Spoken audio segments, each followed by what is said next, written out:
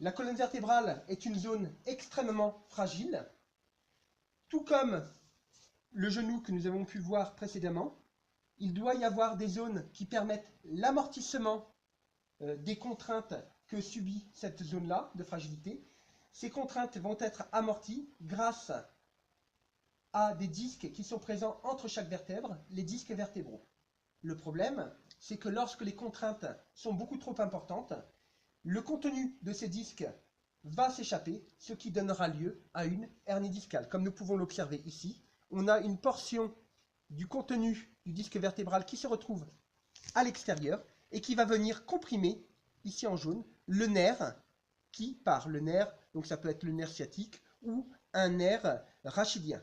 Et donc, ça donnera lieu à une mauvaise transmission du message nerveux et une paralysie ou des douleurs vont alors s'installer chez l'individu. Autre chose, au niveau de la posture de la colonne vertébrale. J'ai dit précédemment que la colonne vertébrale possédait 4 courbures. Le problème, c'est lorsque certaines contraintes s'effectuent trop fortement. Si l'individu exerce trop de contraintes au niveau de la partie arrière, nous allons observer une déformation importante au niveau de la courbure dorsale, ce qui donnera lieu à une kyphose.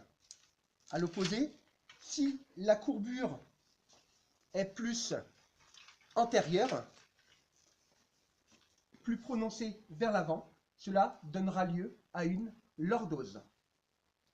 Maintenant, la colonne vertébrale peut également subir une modification sur le plan droite-gauche, sans qu'il y ait de modification au niveau de l'axe antéro-postérieur. Cela donnera lieu à une scoliose.